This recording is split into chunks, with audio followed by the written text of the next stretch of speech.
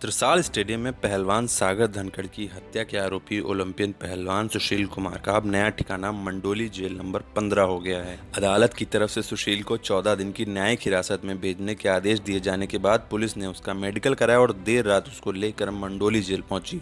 Corona महामारी को लेकर फिलहाल सुशील को जेल नंबर 15 में ही 14 दिन के लिए बाकी कैदियों से अलग रखा गया है। कोर्ट में सुनवाई के दौरान ही जेल जाने से डर रहे सुशील कुमार का वहां पहुंचकर बुरा हाल है।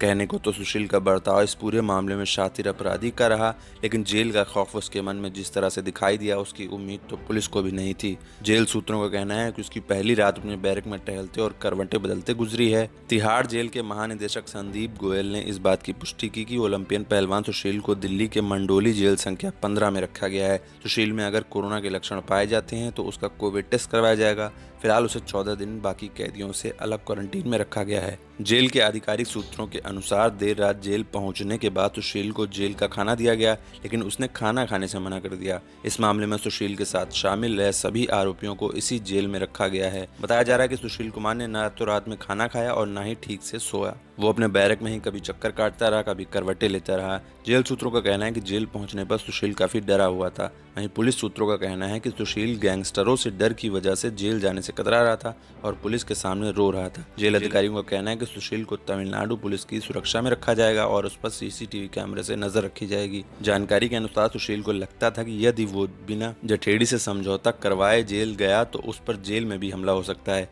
ऐसे में सुशील ने पुलिस अधिकारियों से रिमांड बढ़ाने की गुहार लगवाई थी। वहीं पुलिस अधिकारी इन सबसे पूरी तरह से इनकार कर रहे हैं। पुलिस अधिकारियों का कहना है कि और सबूत जुटाने के लिए उसकी रिमांड मांगी गई थी। दूसरी ओर सुशील के करीबियों ने मांग की है कि रिमांड पूरी होने के बाद सुशील को जेल के अलग सेल में रखा जाए और उसको जेल में भी सुरक्षा दी जाए।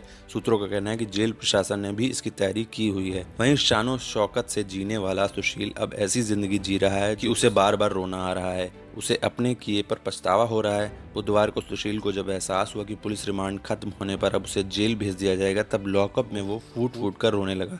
पुलिस को उसने कहा कि वो जेल नहीं जाना चाहता है। ये सुनकर पुलिस कर्मियों की आंखों में भी आंसू भर आए। वहीं दूसरी तरफ अदालत में सुशील कुमार के वकील ने पुलिस रिमांड का विरोध किया और कहा कि इस मामले में किसी हथियार का इस्तेमाल ही नहीं हुआ। सुशील कुमार को पद्मश्री, अर्जुन अवार्ड और तमाम अवार्ड मिले हैं। सुशील ने देश का नाम रोशन किया है। पुलिस सुशील की 240 घंटों की कस्टडी ले चुकी है और उन्हें अब तक कुछ भी बरामद नहीं हुआ है।